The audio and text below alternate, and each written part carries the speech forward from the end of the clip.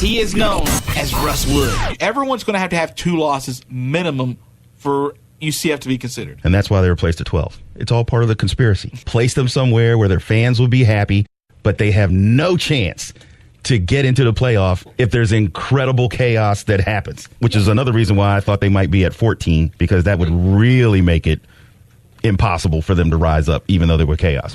It's hard to ignore the fact that Alabama's beating everybody into the ground. Not just beating them into the ground, but just being so efficient about it.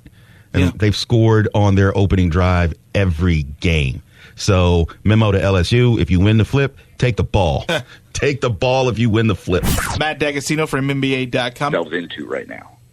I'm just kind of in the camp that Avery Johnson is just an okay coach.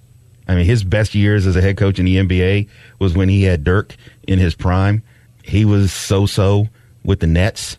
His tenure at Alabama has been okay. I really don't see the player development happening there. I could see him definitely wanting to get back to the NBA, especially after his son graduates from Alabama in the spring. But I don't know. Maybe it's just me. I just don't see Avery as a must-get for an NBA franchise as a head coach.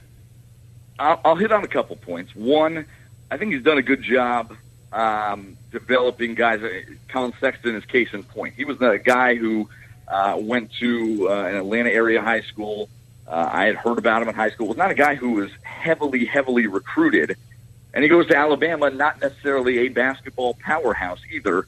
And he turns him in 1 year. He turns him into a top 10 pick. So I think that's pretty good development right there. And you have to credit Colin just as much as you do Avery. But I think Avery Johnson certainly gets credit for some of that. You and I are going to have to just agree to disagree on Colin Sexton. I mean, he had offers from Arizona, Florida, Georgia Tech offered him, North Carolina, Villanova. His recruitment blew. A lot of those teams were late in that recruitment process. His recruitment. He was not a guy who has been on the radar for a few years. He was a guy who got noticed in his senior year. His recruitment did blow up late. There's no doubt about that.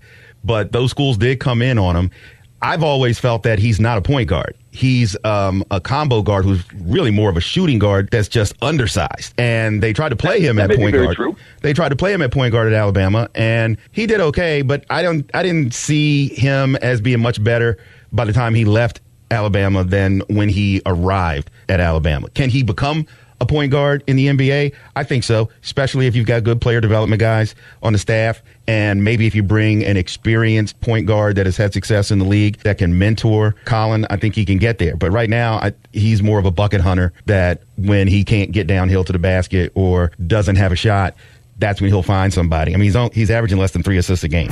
But you can't have the phone up to even to your ear. Oh, well, it really doesn't impact me because I've been living a hands-free life since the late 90s, back before Bluetooth, when you had the cord and you had to stick the thing in your ear to talk to people. I've been all about that for driving for a long time. So, I never get in the car without a Bluetooth. Heck, when I'm at home and people call me on the phone, I'm on my Bluetooth. Are you really? Yeah. So I'm living that hands-free life, baby.